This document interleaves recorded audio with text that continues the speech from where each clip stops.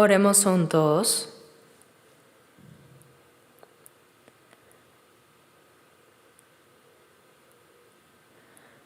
Nuestro Dios Padre, Santo y Misericordioso, que nos amas. Anduvimos en pecado alejados de ti, pero tuviste compasión y amor por nosotros,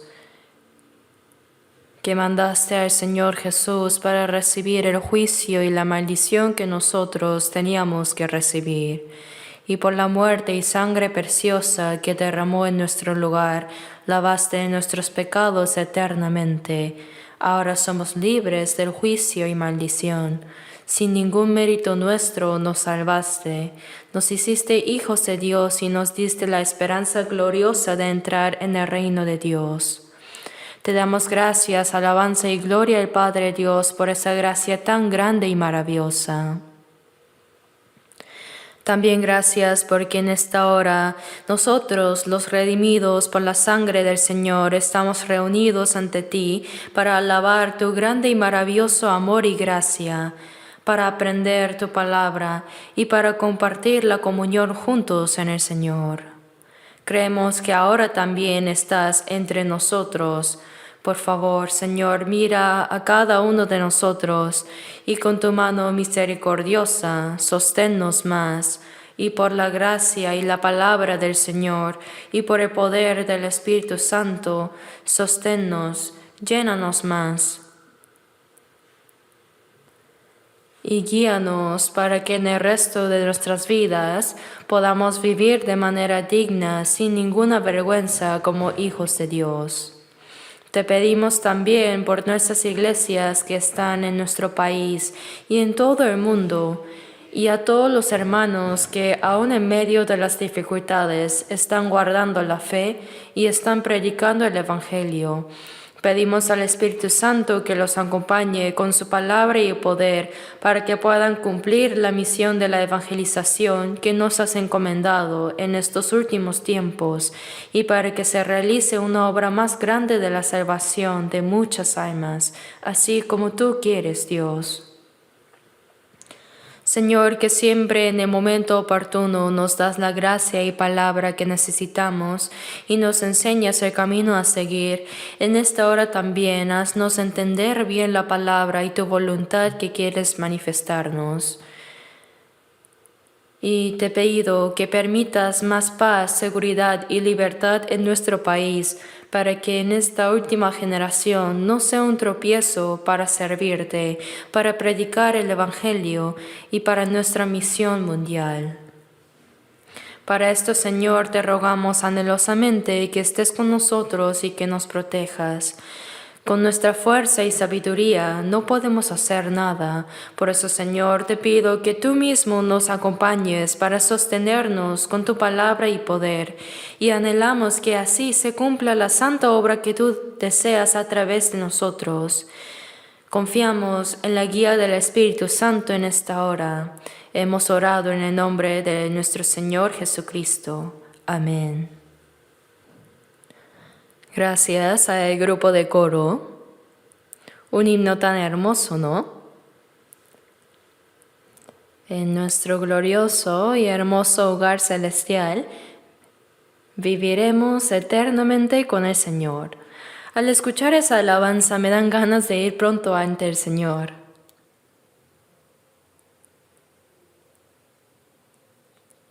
Mientras vivimos en este mundo, la esperanza del cielo parece un sueño, pero esta maravilla se realizará ante nosotros muy pronto.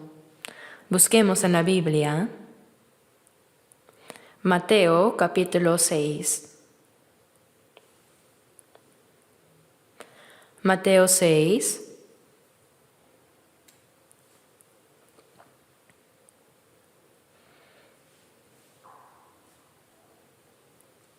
Leamos juntos lentamente desde Mateo 6, desde el versículo 9 hasta el 13. Mateo 6, 9 hasta el versículo 13. Leamos juntos.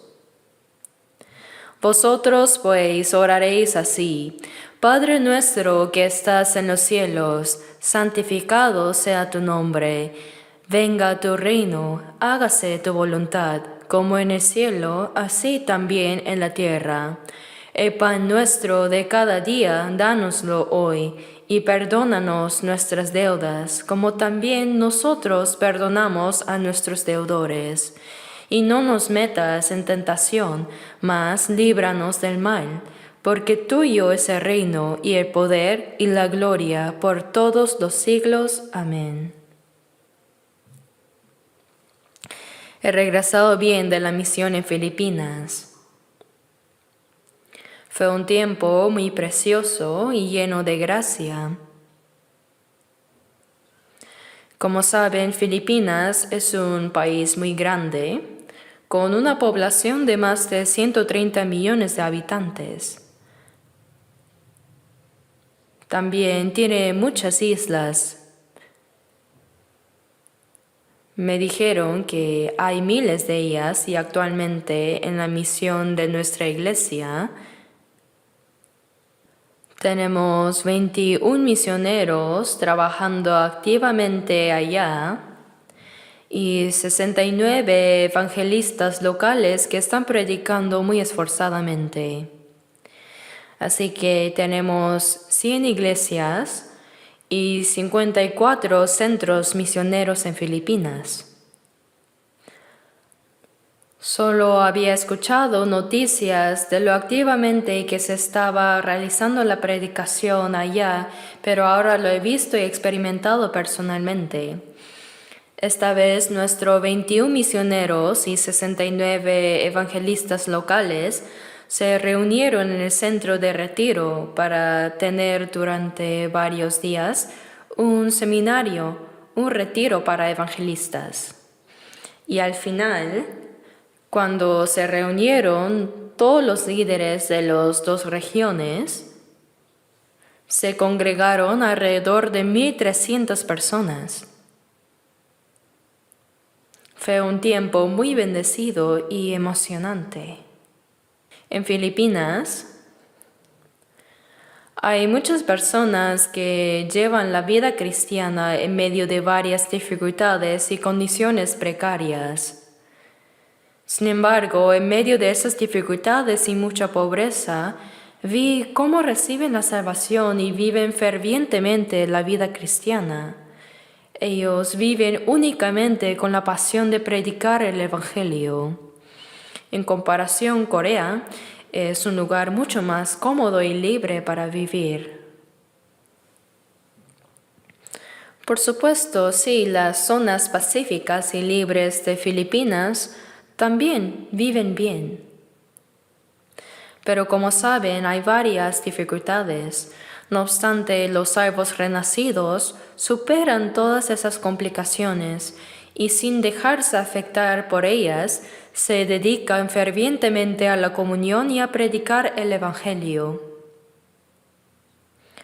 Recientemente hubo muchos daños por el tifón y las lluvias torrenciales. El techo del centro de retiro se voló y la pared trasera del centro de retiro se derrumbó. Pero todo ha sido reparado. En una región lejana llamada Ciudad de Naga, a la que hay que ir en avión, sufrieron muchos daños por las fuertes lluvias, pero parece que se han recuperado bastante. Creo que la ayuda, las oraciones y las ofrendas de nuestros hermanos de la Iglesia de Corea, y especialmente de la Iglesia Central de Seúl, ¿recuerdan que hicimos también un bazar para esto? Ha sido de gran ayuda y han brindado gran consuelo y alegría a ellos. Por eso los hermanos allá también están muy agradecidos. Mientras realizamos la misión mundial en estos últimos tiempos, aunque hay muchas complicaciones, Dios está obrando en medio de ellas para cumplir su gran obra de querer que más almas sean salvadas. Como dijo el Señor, cuando veáis que suceden estas cosas, conoced que está cerca a las puertas. Las señales que se cumplirían antes del regreso del Señor ya se han cumplido en nuestra época. Parece que no hay más que cumplir. Entonces, como dijo que no pasará esta generación hasta que todo esto acontezca, significa que el Señor vendrá mientras viva la generación que ve cumplirse las últimas señales. Al considerar esto, pienso que el Señor vendrá mientras estemos vivos. Es una bendición y gracia increíble que en estos últimos tiempos hayamos recibido la salvación y que los santos salvos estemos juntos en comunión, preparándonos con el corazón para recibir al Señor que ha de venir. Me preguntaba por qué el Señor todavía no viene, y es porque todavía hay muchas almas perdidas y pobres que no son salvos. En Jeremías 8:20 dice, pasó la siega, terminó el verano y nosotros no hemos sido salvos. Cuando pasa el tiempo de la cosecha y empiezan las heladas y las ventiscas, el grano en el campo se echa a perder. Pasó la siega, terminó el verano y nosotros no hemos sido salvados. Creo que esta es la voz de las almas que están a punto de caer, porque no hay quien recoja el grano maduro en el campo, la voz de esas almas clamando. Todavía no hemos sido salvos, nadie nos ha predicado el Evangelio. En Mateo 9:37 dice, a la verdad la mies es mucha, mas los obreros pocos. Verdaderamente hay todavía muchísimo que cosechar, pero hay muy pocos obreros. Por eso creo que el Señor está retrasando su venida a fin de que más almas sean salvas en estos últimos tiempos. En 2 de Pedro 3 dice, y tened entendido que la paciencia de nuestro Señor es para salvación. Incluso muchos de nosotros no habríamos podido ser salvos si el Señor hubiera venido más pronto. Y creo que nos está dando un poco más de tiempo para predicar el último evangelio para que más almas puedan ser salvadas. Otra cosa es que aunque hay personas que han sido salvas, pienso que hay muchas que no están viviendo una vida cristiana correcta como para recibir sin vergüenza el Señor que viene. Por tanto, creo que nos está dando la oportunidad para que los cristianos vivan más correctamente como cristianos realmente renacidos e hijos de Dios. Creo que nos está dando esta oportunidad para que más almas sean salvas a través de la predicación del Evangelio y para que los salvos puedan obedecer correctamente la palabra de Dios a fin de estar sin vergüenza ante el Señor que viene. Y siento más intensamente que no debemos desperdiciar este precioso tiempo que se nos ha dado. No solo en Filipinas, sino en todo el mundo, el Evangelio se está predicando en medio de las dificultades. Además, el número de los salvos aumenta cada día. Y al saber que hay muchos hermanos que están guardando su fe y están predicando el Evangelio incluso en medio de estas dificultades, para esto no solo debemos orar fervientemente, sino que nosotros, como personas que fuimos salvos primeros, debemos llevar una vida cristiana más ejemplar. La vez pasada les expliqué brevemente sobre la oración que el Señor nos enseñó en Mateo 6, pero solo pudimos estudiar una frase corta porque se nos acabó el tiempo. ¿Se acuerdan qué frase fue? Padre nuestro que estás en los cielos. Our Father in Heaven. Bueno, aunque no sé inglés, De verdad, esa sola palabra, Padre nuestro que estás en los cielos, cada vez la siento más y más extraordinaria. Estar en los cielos significa que nuestro Dios Padre, quien creó todo el universo, está por encima de toda la creación. El hecho de que el Creador no está dentro de la creación, sino sobre ella, en los cielos, significa que Dios trasciende toda su creación. El Dios que hizo el universo lo gobierna y trasciende toda la creación, ha llegado a ser nuestro Padre. Imagínenlo, hermanos.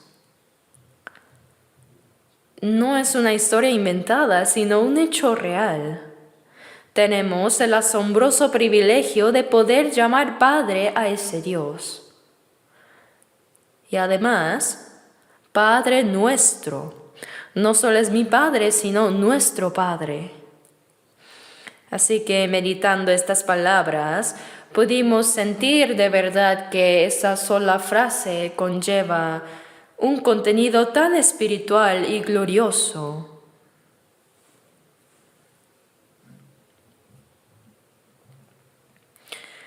Probablemente, antes, cuando asistían a iglesias regulares como la presbiteriana o metodista, o a otras iglesias antes de ser salvos, recitaban el Padre Nuestro todos los domingos y miércoles también, ¿verdad? Pero cuando hablamos del Padre Nuestro, la oración del Señor, en realidad en Juan 17, la larga oración que hizo Jesús antes de morir en la cruz, si vemos en Juan 17, Jesús oró largamente como el sumo sacerdote. Eso es el Padre Nuestro. Por eso yo he titulado esta parte de Mateo 6 como la oración que el Señor nos enseñó.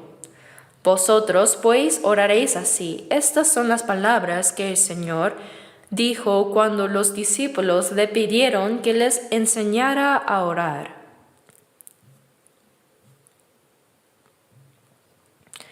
Pero la gente recita esta oración que el Señor enseñó como si fuera un conjuro mágico. Y en las iglesias regulares, al final dicen, terminaremos con el himno 3 y el Padre Nuestro. Y cuando dicen eso, la gente se alegra mucho, ¿no? ¿Por qué? Porque significa que ya terminó. Se la sabe muy bien. Y como en nuestra iglesia no recitamos la oración tal cual el Señor enseñó al terminar cada seminario, tal vez algunos aquí ya la hayan olvidado. Pero sí, sería bueno memorizarla. El Señor no nos dijo que la memorizáramos como un conjuro mágico, sino que nos enseñó esta oración modelo que resume los puntos importantes que debemos incluir en nuestras oraciones, porque contiene muchas palabras y contenidos preciosos. Ahora hemos leído esta oración y si la leen varias veces, se la aprenderán automáticamente. No solo esta palabra, sino que si leemos la Biblia en voz alta con frecuencia, naturalmente la memorizaremos. No necesitamos aprender las canciones populares. Y aparte de los nombres de los artistas y actores que vienen a nuestra iglesia, no necesitan memorizar otros nombres. Les animo a memorizar solo la Biblia. Entonces, como mencioné la vez pasada, Padre nuestro que estás en los cielos, mediten profundamente en estas palabras. El Dios creador que hizo todo el universo y que está encima de él, el Dios que gobierna el universo es nuestro Padre. Por eso en Juan 1:12 dice a los que le recibieron. Cuando recibimos la gracia de Dios y fuimos salvos, recibimos a Jesús. Y a los que le recibieron, a los que creen en su nombre. Creer en su nombre significa creer en el hecho de que nos ha salvado. Como el nombre de Jesús es la salvación, les dio potestad de ser hechos hijos de Dios. Cuando recibimos la salvación, automáticamente nos convertimos en hijos de Dios. Así como el hijo de un rey nace príncipe y el hijo de un millonario nace heredero, cuando recibimos la salvación, el Dios que creó todo el universo se convierte en nuestro Padre. Es algo verdaderamente asombroso. Por eso en Romanos 8:15 dice, habéis recibido el espíritu de adopción, por el cual clamamos, Abba, Padre. La palabra adopción significa tomar como hijo a alguien que no lo era originalmente. Nosotros originalmente no éramos hijos de Dios, pero por medio de Jesucristo llegamos a ser hijos de Dios. Por eso somos adoptados. Habéis recibido el espíritu de adopción por el cual clamamos Abba, Padre. A Dios llamamos Padre. Es un clamor que sale automáticamente de la vida. Así como un niño dice papá, mamá sin que se lo enseñen, como un sonido que sale de la vida, cuando somos salvos, llamamos a Dios Padre. Es algo asombroso pero natural. Una persona no salva puede decir Dios Padre todo lo que quiera, pero no es su Padre. Y si hijos, también herederos, herederos de Dios y coherederos con Cristo. Heredero significa que es el que recibe la herencia. Dios se convierte en mi Padre y todo lo de Dios se convierte en mío. La casa de Padre ahora es mi casa también. Por eso en Juan 14:2 dice, en la casa de mi Padre muchas moradas hay. Ese Dios Padre ha preparado un lugar para nosotros. Más que cualquier padre que prepara y quiere dar todo para sus amados hijos, Dios, quien es el soberano que gobierna todas las cosas, desea dar todo a sus amados hijos.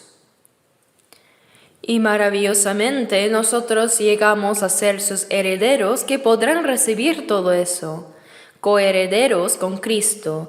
Nos hemos convertido en coherederos junto con Cristo, si es que padecemos juntamente con Él, para que juntamente con Él seamos glorificados. Así dice. Y en Efesios 2:19, estoy repasando brevemente lo que mencioné la vez pasada.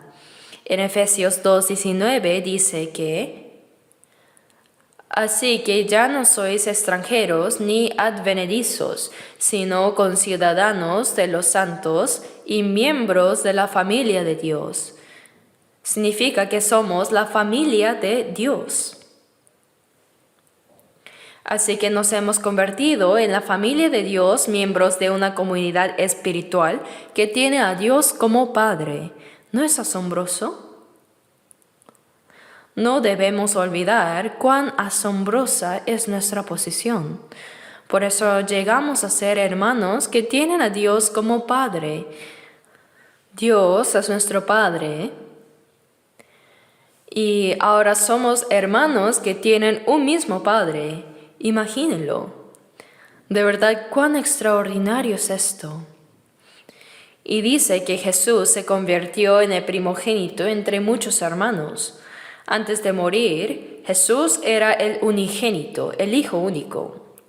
Pero después de que Él murió y resucitó, como dice, si el grano de trigo cae en la tierra y muere, lleva mucho fruto. El unigénito murió para dar nacimiento a muchos hijos. Como dice en Juan 20, cuando Jesús se apareció a María Magdalena en el sepulcro, el ángel, es decir, Jesús, le dijo, mi Padre y vuestro Padre. Mi Padre ahora es vuestro Padre, y mi Dios, vuestro Dios. Ve a mis hermanos. Por lo cual no se avergüenza de llamarlos hermanos. Ahora mi Padre es vuestro Padre, mis hermanos. Por eso, Ahora Jesús se ha convertido en el primogénito entre muchos hermanos, y nosotros somos sus hermanos menores. Por eso en Romanos 8:29 dice sobre nosotros los salvos: Dios los predestinó para que fuesen hechos conformes a la imagen de su Hijo, para que Él sea el primogénito entre muchos hermanos. Es normal que el hermano menor imita al mayor. Y si el hermano mayor es una persona correcta y excelente, el menor debe imitar y hacer lo que hace el mayor. Jesús así es el primogénito y nosotros somos los hermanos menores. Por eso Dios determinó salvarnos para que fuésemos hechos conformes a la imagen del primogénito, y dijo que los salvos deben llegar a ser semejantes a la imagen del primogénito. En Mateo 5, versículo 48, Jesús dijo: Sed pues vosotros perfectos, como vuestro Padre que está en los cielos es perfecto. Vuestro Padre que está en los cielos, como vuestro Padre es perfecto, sed vosotros perfectos. Dios es perfecto y espiritual y santo. Por eso Dios Padre, sed perfectos como vuestro Padre que está en los cielos es perfecto. ¿Cómo podemos llegar a ser perfectos? Perfect. Ser perfectos como Dios. ¿Cómo puede un ser humano atreverse a ser perfecto como Dios? Sin embargo, habiendo recibido el amor de Dios, la vida de Dios y habiendo dado su Espíritu Santo, debemos ir pareciéndonos cada vez más al Dios Padre. Aunque cuando fuimos salvos, al inicio éramos pecadores, merecedores del juicio y de la destrucción, y que vivíamos siguiendo al diablo, al ser salvos nuestra posición cambió a hijos de Dios. Ahora somos herederos del reino de los cielos. El Espíritu Santo está en nosotros y nos transforma como corresponde a los hijos de Dios. Deben saber que nos transforma en personas dignas de poder ir a ese hogar glorioso y hermoso en la nación santa y gloriosa.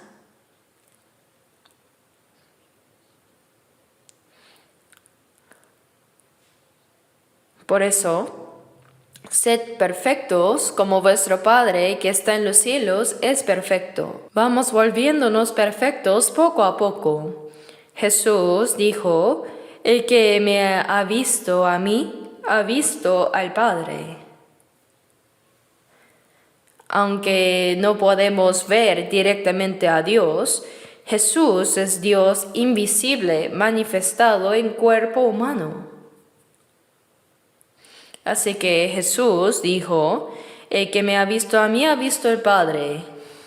Ahora que Jesús se ha ido, nosotros llegamos a ser hijos de Dios, y la imagen de Cristo debe manifestarse en nosotros poco a poco, transformándonos así cuando venga el Señor hasta nuestro cuerpo.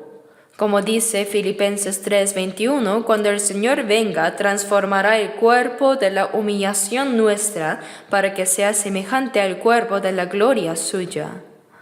Como una larva se convierte en cigarra y vuela, y así como un gusano feo se convierte en mariposa y vuela, imagínenlo, hermanos.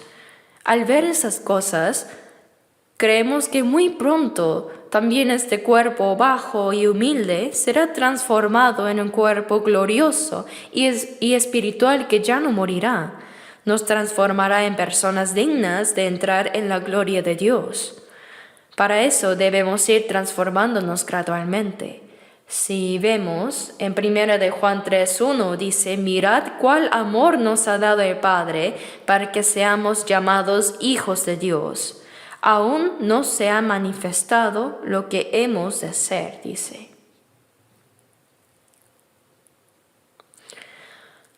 Los hijos de Dios a veces son pobres, humildes, y a veces se enferman y son menospreciados por la gente.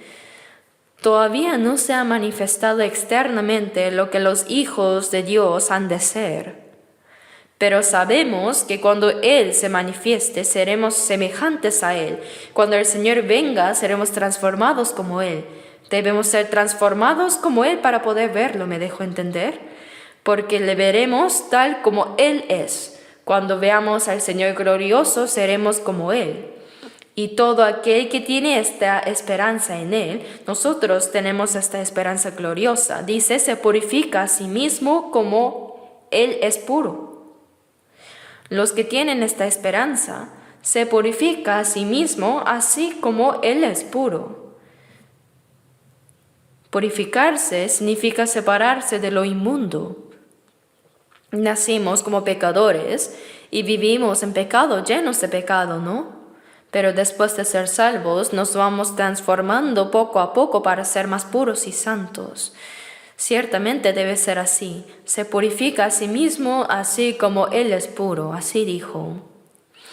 Y como mencionó el apóstol Pablo en Gálatas 4:19, hasta que Cristo sea formado en vosotros. Hemos recibido la vida y el Espíritu de Cristo, pero debe formarse todavía la imagen de Cristo y la mente de Cristo en nosotros. Por eso dice, por quienes vuelvo a sufrir dolores de parto hasta que Cristo sea formado en vosotros. Una madre sufre dolores de parto para dar a luz a sus hijos y luego toda la vida para criarlos. Podemos sentir que los padres que crían a sus hijos se preocupan y muestran su amor a ellos toda la vida, ¿cierto? Así, nuestro Dios Padre no solo nos salva, sino que continúa ayudándonos hasta que alcancemos la imagen de Cristo. El apóstol Pablo, el que predica el Evangelio, cuando un alma se salva, no termina ahí, sino que sigue sufriendo dolores de parto hasta que se forme la imagen de Cristo. Así lo dijo Pablo. Por eso la imagen de Cristo debe irse formando gradualmente.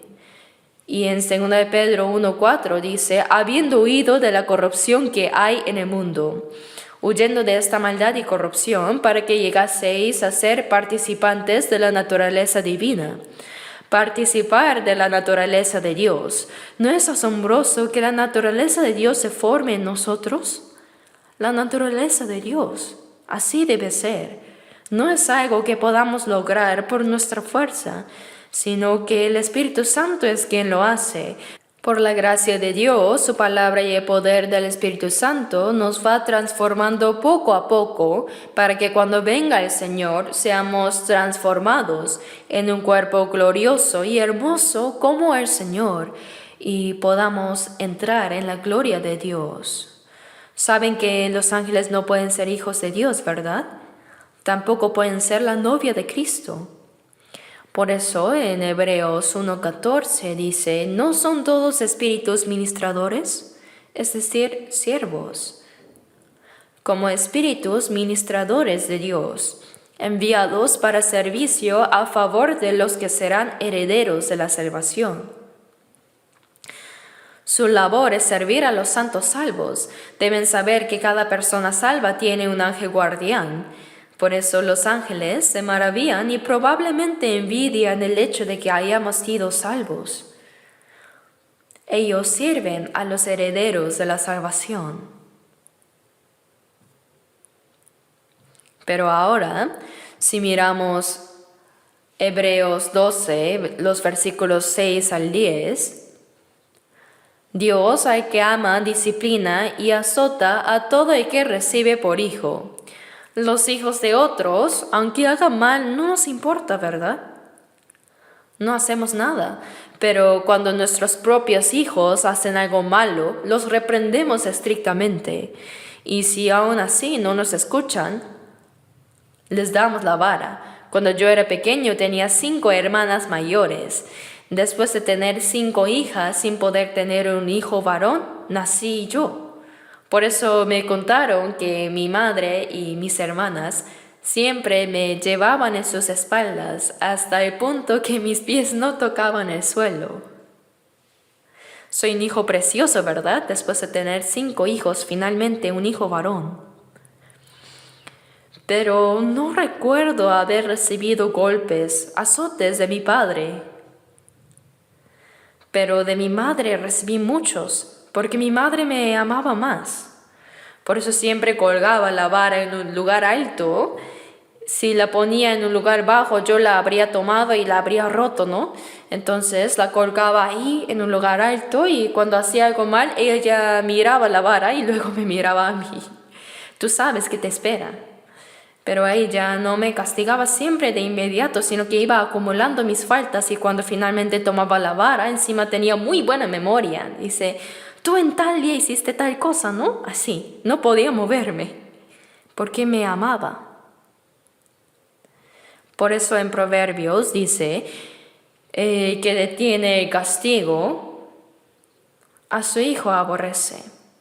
Si un hijo hace algo malo, pero no lo reprendes ni lo castigas, estás aborreciendo a tu propio hijo. Mas el que lo ama desde temprano lo corrige.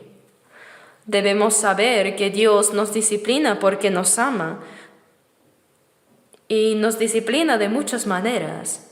Por eso, el Señor al que ama disciplina y azota a todo el que recibe por hijo. Pero si se os deja sin disciplina, de la cual todos han sido participantes, entonces sois bastardos y no hijos. Algunas personas dicen, aunque yo hago mal, Dios nunca me disciplina. Parece que soy el hijo menor engreído. ¿Acaso se perdona más al hijo menor? Dios no tiene hijo menor, no es el menor, sino que es un bastardo. Quiere decir que no es verdaderamente un hijo. Sois bastardos y no hijos, si no hay disciplina. Dios disciplina severamente a sus hijos. Puede ser que no nos demos cuenta mientras recibamos la disciplina, pero como Dios nos ama, también nos castiga. Deben saber que cuando hacemos algo inadecuado, Dios nos reprende y disciplina estrictamente, y esta disciplina se manifiesta de varias maneras, por ejemplo a través de enfermedades. Aunque no estoy diciendo que toda enfermedad sea por causa del pecado, el apóstol Pablo no hizo nada malo, pero Dios le dio una enfermedad en su cuerpo. ¿Por qué? Para evitar que se enorgulleciera. También puede ocurrir porque no cuidamos nuestra salud, por comer lo que no debemos, por dañar nuestra salud, por nuestra propia culpa. En el caso de Pablo, tenía una espina en su carne. La espina no mata, pero duele. Y esto era porque la gracia que recibió de Dios era tan grande que podría haberse enorgullecido. Pero entre las disciplinas por haber hecho mal, también puede haber enfermedades. Por eso Santiago 5 dice que los enfermos deben orar. Dice, confesaos vuestras ofensas unos a otros y orad unos por otros. Debemos orar confesando nuestros pecados arrepentidos de lo que hemos hecho mal y no solo orar sin intención de arrepentirnos. Así que la disciplina puede venir como enfermedad y también puede ocurrir que los hijos reciben la maldición por el error de los padres. Por ejemplo, David hizo algo mal, pero Dios mató a su hijo. No siempre es así, pero puede suceder. También puede haber sufrimiento mental. En Proverbios dice que el castigo de los necios es su propia necedad. Si somos necios, no podemos entender bien las escrituras, y eso también es una disciplina. Dios también puede quitar la sabiduría, y a veces económicamente también, si engañamos a otros para quitarles lo suyo o les causamos pérdidas, debemos saber que perderemos mucho más que eso de Dios. Dios se nos quitará. Así que hay varios tipos de disciplina y en casos graves Dios incluso mata. Si Dios piensa que no debe dejar a uno vivir más, lo mata. Por eso en 1 Corintios 5:5 dice que si no nos arrepentimos y no nos apartamos de un gran pecado, el tal sea entregado a Satanás para la destrucción de la carne. Pero alguien que seguramente nació de nuevo dice, a fin de que el espíritu sea salvo en el día del Señor. Aunque haya disciplina, no hay condenación. pero deben saber que la disciplina puede ser severa y en algunos casos hasta la muerte. Si Dios piensa que no debemos vivir más, puede quitarnos la vida. Por eso cuando llamamos a Dios nuestro Padre, si Dios es nuestro Padre, ¿cuál es mi posición? Soy hijo de Dios, entonces tengo que pensar en cómo debería vivir. No debemos decir sin pensar Dios nuestro Padre, Padre nuestro que estás en los cielos, sino hay que entender cuán grande y sorprendente es ser hijos del Padre Celestial y a la vez cuán importante es esa responsabilidad. Así que veamos un momento 1 de Pedro 1. 1 de Pedro 1. 1 de Pedro 1, versículo 17. Versículo 17. Leamos juntos. Y si invocáis por Padre a aquel que sin acepción de personas juzga según la obra de cada uno, conducíos en temor todo el tiempo de vuestra peregrinación. Y si invocáis por Padre a aquel que sin acepción de personas juzga según la obra de cada uno, a los salvos Dios los observa. Él observa nuestro corazón, nuestras palabras, nuestras acciones, todo lo ve. Y a través de nuestra vida podemos glorificar a Dios y complacerle, o más bien causarle tristeza. Por eso, sin acepción de personas, juzga según la obra de cada uno. Aquí cada uno se refiere a los cristianos salvos. Para el mundo, el juicio es de destrucción, pero dice, conducíos en temor todo el tiempo de vuestra peregrinación. Mientras vivimos en este mundo somos peregrinos, ¿no? Oh, un peregrino soy en este mundo, mi hogar está en el cielo más allá, y los ángeles me llaman desde el cielo, no me quiero quedar más en esta tierra. Mi hogar está en el cielo más allá. Este mundo no es mi hogar. Soy un peregrino que pasa por un momento. Pero nuestro hogar eterno está allá arriba. Y dice, conducíos en temor todo el tiempo de vuestra peregrinación. ¿A quién tememos? A Dios. No es el temor de ir al infierno, sino como dice Filipenses 2:12, ocupaos en vuestra salvación con temor y temblor. Ya recibimos la salvación del alma, pero tememos hacer mal ante Dios, pues si hacemos mal, habrá la disciplina apropiada. Por eso dice, conducíos en temor, ocupaos en vuestra salvación con temor y temblor. No se refiere a la salvación del alma, sino que los salvos deben vivir como personas salvas. A esto le llamamos la salvación del carácter y de la conducta. Por eso el que llama Padre a Dios, que examina todo lo nuestro, debe vivir con temor en toda su vida, debe temer a Dios.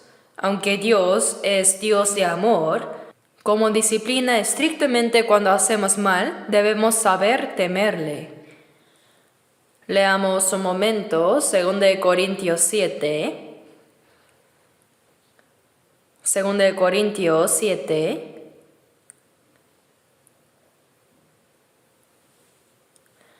Capítulo 7, versículo 1.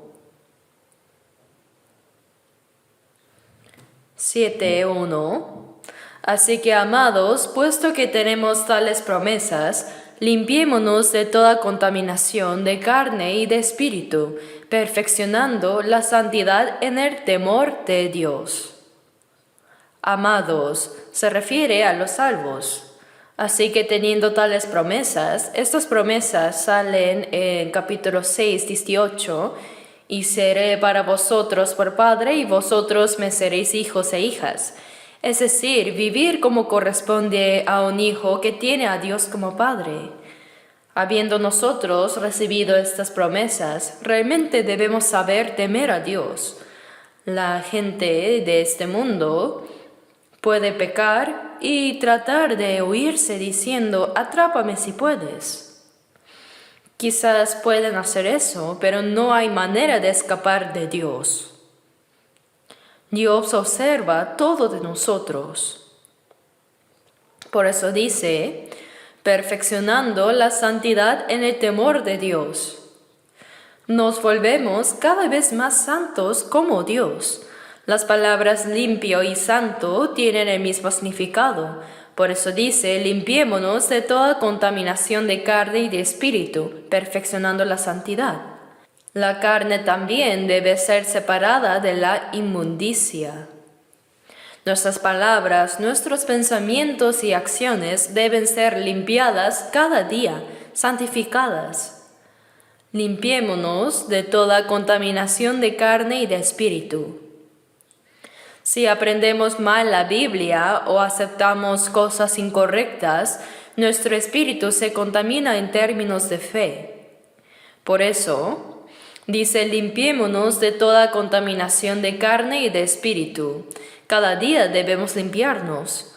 Nos lavamos las manos muchas veces al día. Nos lavamos la cara y cuando llega la noche nos duchamos y seguimos tratando de estar limpios, ¿no? Y las hermanas siempre se miran al espejo. Así, para verse bien. Debemos arreglarnos continuamente para vernos bien ante nuestro Padre Dios. Manteniendo limpio nuestro cuerpo y pretendiendo estar limpios, no debemos permitir que nuestro corazón y espíritu se contaminen. Dice, limpiémonos de toda contaminación de carne y de espíritu.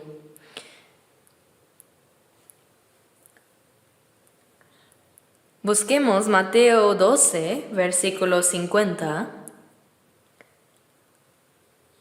Por favor, muestren en la pantalla. Mateo 12, 50.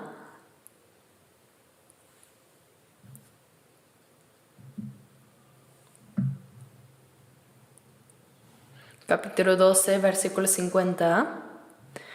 Porque todo aquel que hace la voluntad de mi Padre que está en los cielos, ese es mi hermano y hermana y madre. Jesús estaba hablando a mucha gente reunida y alguien le dijo, tu madre y tus hermanos están afuera y te quieren hablar.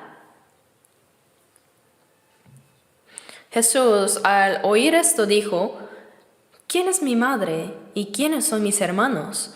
Y extendiendo su mano hacia sus discípulos dijo, he aquí mi madre y mis hermanos. Porque todo aquel que hace la voluntad de mi Padre que está en los cielos, aquí también dice mi Padre que está en los cielos, siempre lo dice así. Porque todo aquel que hace la voluntad de mi Padre que está en los cielos, ese es mi hermano y hermana y madre. Nosotros, por la gracia de Dios, recibimos la salvación y según la voluntad de Dios, debemos vivir. Y viviendo según su voluntad, al actuar según ella, nos convertimos en hermanos en Cristo. Llegamos a ser hijos de Dios y hermanos. Por eso, según lo que dijo el Señor en Efesios 2:19, somos la familia de Dios y ahora somos hermanos.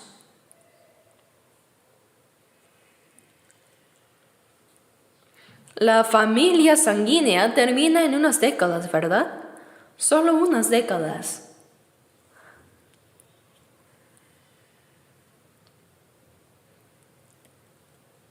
¿Acaso en el cielo diremos, vamos a reunirnos todos los de la familia, hagamos una reunión familiar, así? No existirá eso.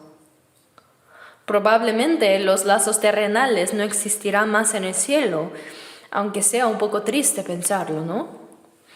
Por eso, después de ser salvos, debemos desarrollar la cercanía espiritual.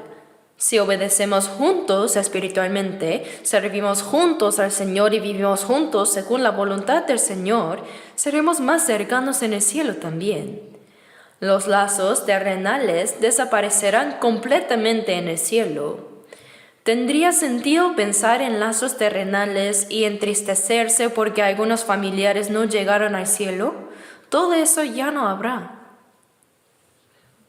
En Lucas 16, el hombre que fue al infierno tenía mucho afecto familiar. Hay un pasaje que dice que un rico fue al infierno en San Lucas 16. El mendigo Lázaro, que estuvo a la puerta de su casa, ahora estaba en el seno de Abraham, mientras que él, el rico, ya estaba en el infierno. Entonces él pidió a Dios: te ruego que envíes a Lázaro a la casa de mi padre, porque tengo 5 hermanos, para que les testifiques, a fin de que no vengan ellos también a este lugar de tormento. No saben cuánto afecto tenía esa persona que fue al infierno, para que sus hermanos no vengan al infierno, pues de todos modos él ya estaba ahí. Y Abraham le respondió: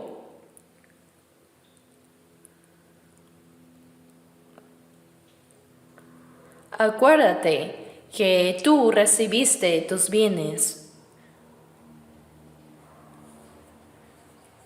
Tú recibiste tus bienes en tu vida y Lázaro también males.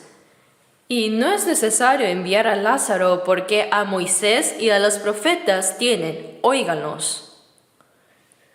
Es decir, tienen la palabra de Dios. No, yo también escuché esa palabra, pero no creí. Pero si alguno fuere a ellos de entre los muertos, se arrepentirán. Pero Dios dijo no, pues si no oyen a Moisés y a los profetas, tampoco se persuadirán, aunque alguno se levantare de los muertos. Así es. Los que no escuchan la palabra de Dios tampoco harán caso, aunque alguien resucite de entre los muertos y les hable. Por eso fue rechazado. Al ver esto, podemos saber cuánto se preocupan por sus familias las personas que van al infierno. Quizá en el cielo se desaparecerán los lazos familiares, porque si los que van al cielo sufrieran por sus familiares que no fueron salvos y al infierno, ¿cómo sería? Todo eso se desaparecerá, solo existe en este mundo. Las relaciones familiares físicas terminan en unas décadas. Durante esas décadas en este mundo tenemos responsabilidades. Pero la familia espiritual formada en Cristo por el Espíritu continuará eternamente en el cielo. Así es. Los salvos vivirán juntos para siempre en el cielo y continuarán así eternamente. Las personas que vivirán juntas para siempre en el cielo deben vivir juntas también en esta tierra. Pero en este mundo estamos algo limitados, pues cada uno tiene su propia familia, su propia casa y propia vida. Por eso nos acercamos más a nuestra familia sanguínea y sentimos muchas limitaciones respecto a la hermandad espiritual. Sí, es cierto que los hermanos son más cercanos, como el refrán que dice que la sangre es más espesa que el agua, es verdad, pero el Espíritu Santo es más espeso que la sangre. Las personas renacidas por el Espíritu son mucho más cercanas que los parientes o familiares relacionados físicamente, solo que durante nuestra vida en esta tierra tenemos varias limitaciones. Abramos brevemente Juan capítulo 13. Creo que sería mejor leerlo con sus Biblias. Capítulo 13 de Juan, versículo 34. Juan 13, versículos 34 y 5. 34 y 35 se los leo. Un mandamiento nuevo os doy, que os améis unos a otros como yo os he amado, que también os améis unos a otros. En esto conocerán todos que sois mis discípulos, si tuviereis amor los unos con los otros. Jesús dijo, un mandamiento nuevo os doy. ¿Cuál es el antiguo mandamiento entonces? El antiguo mandamiento podría ser los 10 mandamientos que Dios dio al pueblo de Israel en el Antiguo Testamento. El antiguo mandamiento también es sobre el amor. Amarás al Señor tu Dios con todo tu corazón, toda tu alma y con toda tu mente, y amarás a tu prójimo como a ti mismo. En resumen, nos manda a amar.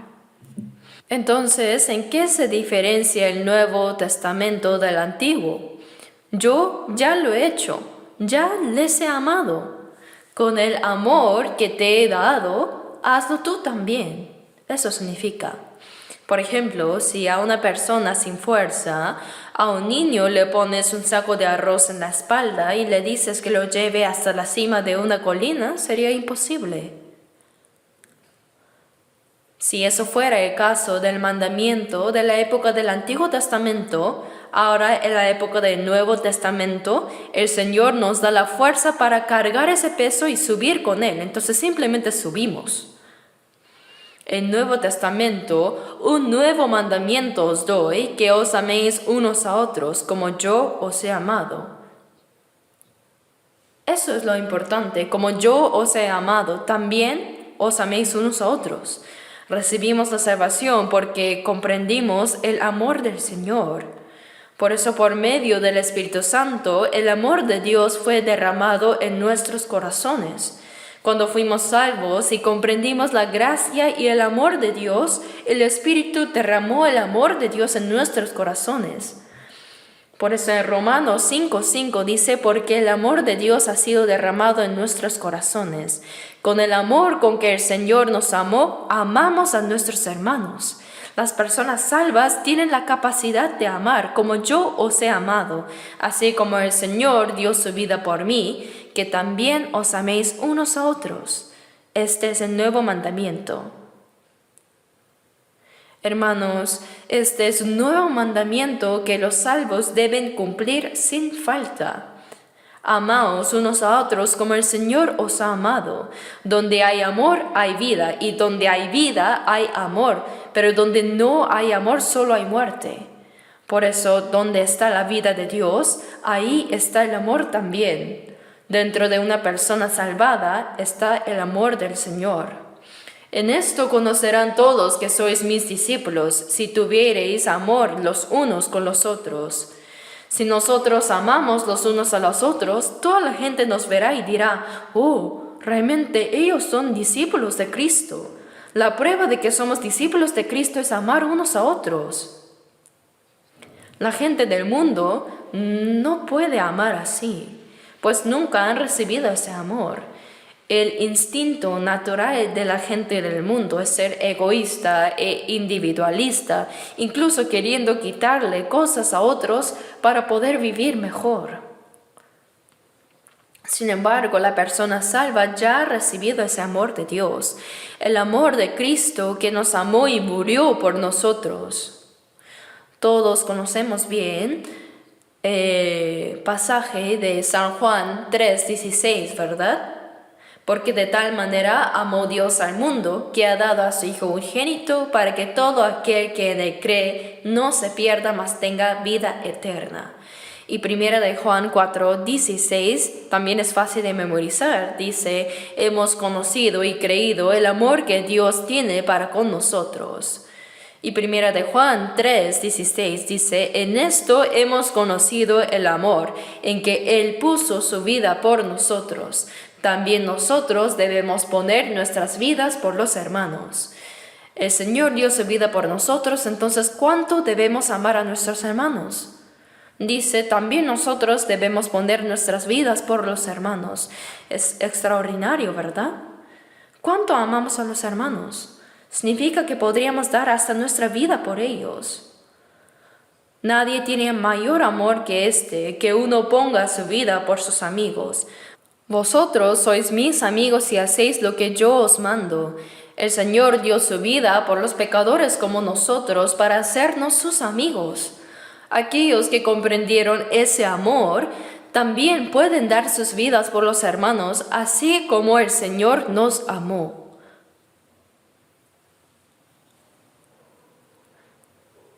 Pero en 1 de Juan 3, 18 dice: Hijitos míos, no amemos de palabra ni de lengua, sino de hecho y en verdad.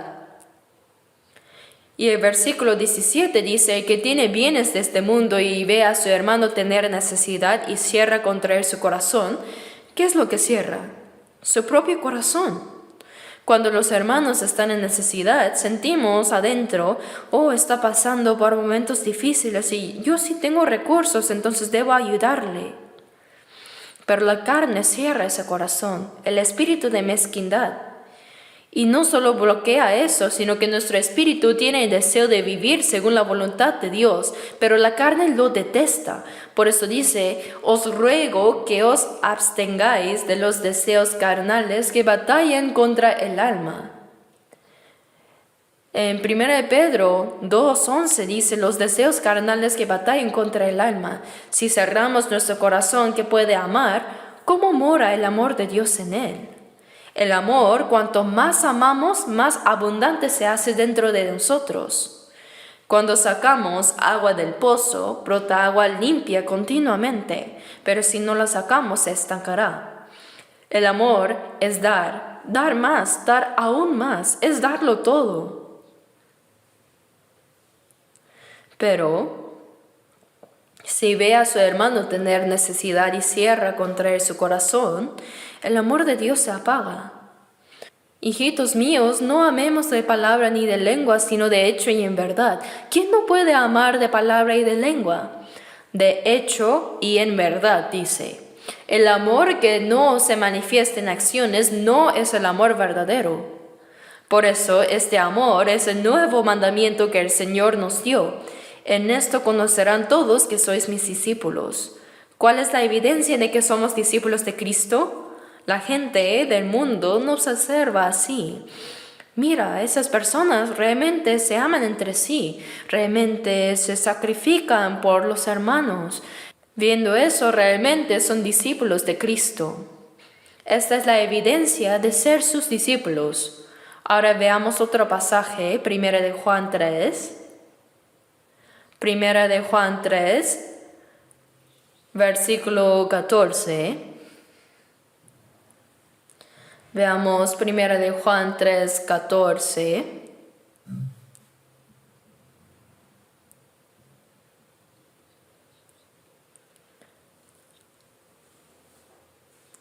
Se los leo. Nosotros sabemos que hemos pasado de muerte a vida, en que amamos a los hermanos. El que no ama a su hermano permanece en muerte. Nosotros sabemos que hemos pasado de muerte a vida, en que amamos a los hermanos. Esto no significa que pasamos de muerte a vida por haber amado a los hermanos, sino que sabemos, nos damos cuenta de que por eso fuimos pasados de muerte a vida. Quiere decir que es la evidencia de ser salvos. Hemos sido salvados y pasados de la muerte a vida.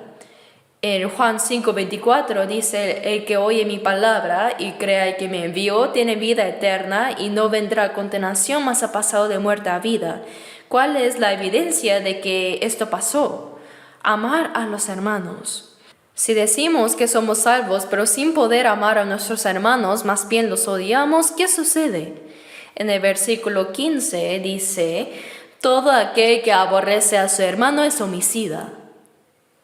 Veamos nuevamente el versículo 14. Nosotros sabemos que hemos pasado de muerte a vida en que amamos a los hermanos. El que no ama a su hermano permanece en muerte. El que no ama no tiene vida en él. No tiene la fuerza para amar. Pero cuando veo a las personas que dicen que son salvas, que dicen ser hermanos, pelear, insultar y guardar rencor en su corazón por algún pequeño error de los otros hermanos, yo me pregunto si esa persona es realmente un hermano. Deberíamos perdonar, así como el Señor nos perdonó. Pero por algún pequeño error odian y guardan rencor. Por eso en el versículo 15 dice, todo aquel que aborrece a su hermano es homicida, y sabéis que ningún homicida tiene vida eterna permanente en él. Todo aquel que aborrece a su hermano es homicida. Es una palabra muy severa, ¿no?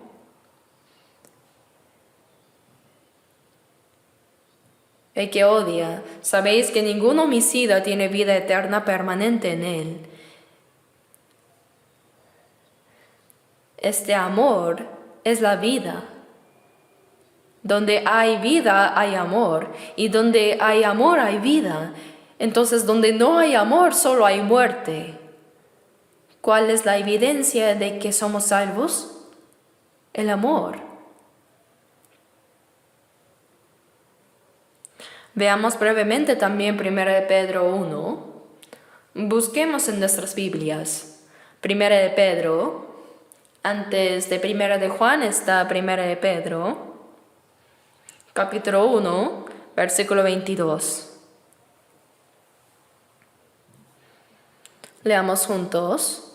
Habiendo purificado vuestras almas por la obediencia a la verdad, mediante el Espíritu, para el amor fraternal no fingido, amaos unos a otros entrañablemente de corazón puro.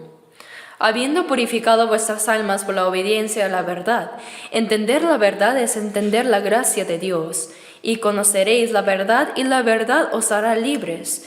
Hemos sido liberados del temor al pecado y a la muerte. Dice, por la obediencia a la verdad. Significa que hemos recibido la verdad en nosotros.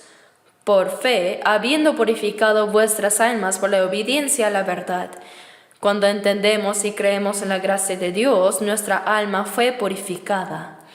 Dice, para el amor fraternal, no fingido, amamos unos a otros entrañablemente de corazón puro.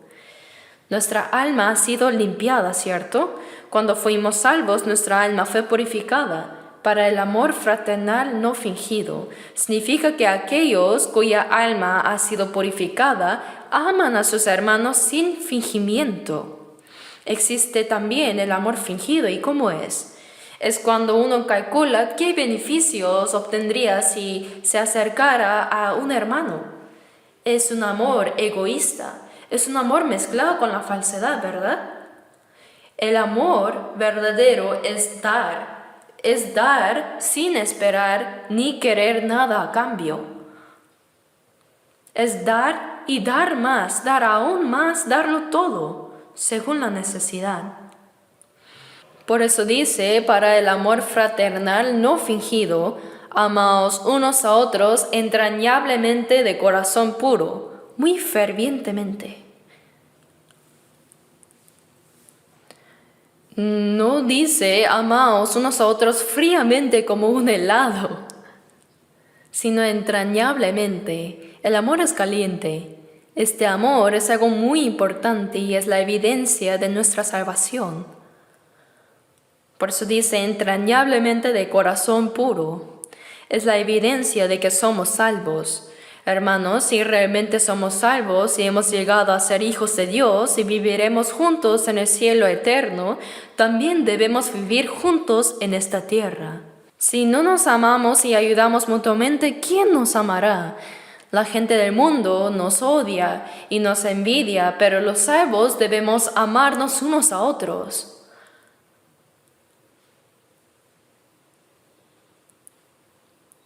Por eso, en 1 de Juan 4:20 dice, si alguno dice, yo amo a Dios y aborrece a su hermano, es mentiroso. Busquemos también 1 de Juan, capítulo 4. Veamos primero el versículo 10. 1 de Juan 4, versículo 10. Leámoslo juntos. En esto consiste el amor, no en que nosotros hayamos amado a Dios, sino en que Él nos amó a nosotros y envió a su Hijo en propiciación por nuestros pecados. Y leamos juntos el versículo 11. Amados, si Dios nos ha amado así, debemos también nosotros amarnos unos a otros. En esto consiste el amor, no en que nosotros hayamos amado a Dios, sino en que Él nos amó a nosotros y envió a su Hijo en propiciación por nuestros pecados. A causa del pecado nos convertimos en enemigos de Dios, pero Jesús murió en la cruz para reconciliarnos con Dios. Fue enviado como el sacrificio de la propiciación. Amados, si Dios nos ha amado así, debemos también nosotros amarnos unos a otros. Debemos significa que es algo absolutamente natural, no es algo extraordinario. Leamos también los versículos 19 y 20 juntos. Nosotros le amamos a Él porque Él nos amó primero. Si alguno dice yo amo a Dios y aborrece a su hermano, es mentiroso. Pues el que no ama a su hermano a quien ha visto, ¿cómo puede amar a Dios a quien no ha visto? Nosotros le amamos a Él, amamos al Señor, y como amamos al Señor, también amamos a los hermanos, porque Él nos amó primero. Como el Señor nos amó primero, yo también lo amo. Y como lo amo, también amo a mis hermanos. El amor al Señor se manifiesta en el amor a los hermanos. Por eso si alguno dice yo amo a Dios y aborrece a su hermano es mentiroso. Decir que ama a Dios es mentira entonces. El que aborrece a su hermano es mentiroso, pues el que no ama a su hermano a quien ha visto, ¿cómo puede amar a Dios a quien no ha visto? Amar a Dios a quien no vemos es amar a nuestros hermanos a quienes vemos. Jesús dijo, en cuanto lo hicisteis a uno de estos mis hermanos más pequeños, a mí lo hicisteis. Por eso,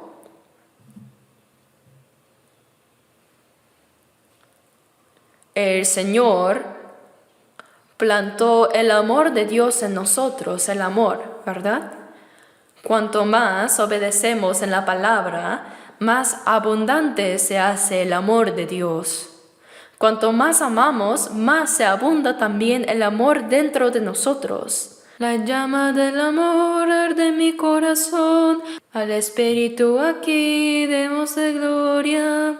Cuando sacamos agua del pozo y brota cada vez más abundantemente, el amor es seguir amando con nuestras palabras, con nuestro corazón y con nuestras acciones.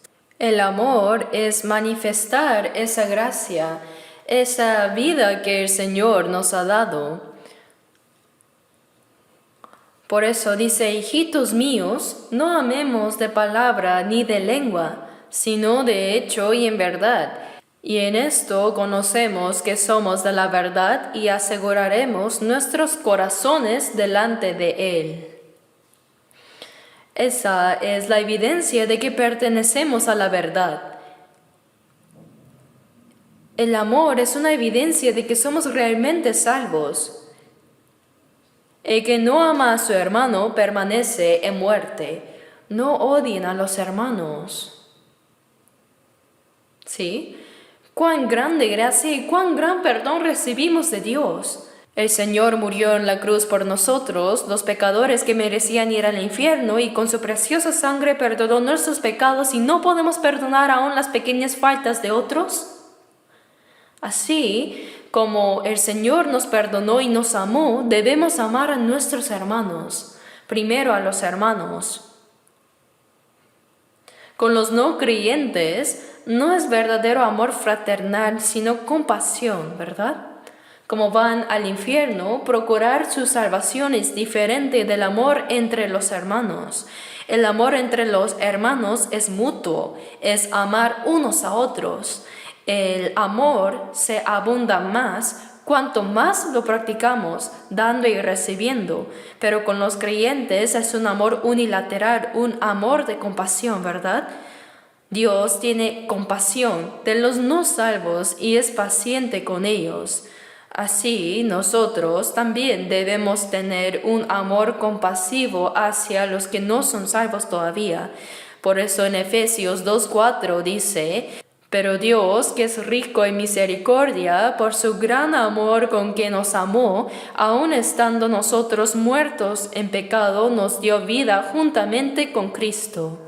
Por esa gracia fuimos salvos. Ahora debemos practicar ese amor entre los hermanos, entre los salvos. Mientras que a los que no son salvos debemos transmitirles el amor de Dios. Debemos tener compasión y ayudarles a recibir esta salvación. Bien, hasta aquí hablaremos hoy. Somos personas que han recibido el maravilloso amor de Dios. Hemos recibido el nuevo mandamiento que el Señor nos dio.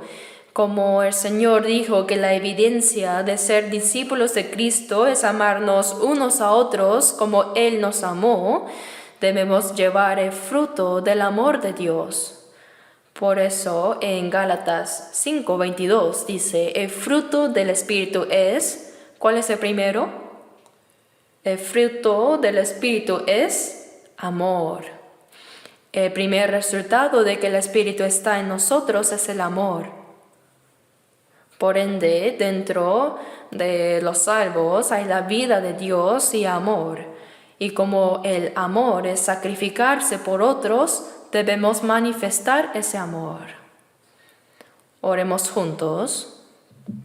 Misericordioso Padre Dios, te agradecemos por tu gracia tan grande, porque aun cuando estábamos lejos de ti en pecado como tus enemigos por nuestras malas obras, tuviste compasión de nosotros y nos amaste.